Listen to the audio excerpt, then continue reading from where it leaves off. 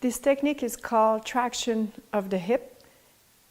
This works super well with clients suffering with osteoarthritis, mild osteoarthritis, and because it creates an opening and a distraction of the head of the femur in relation to the acetabulum.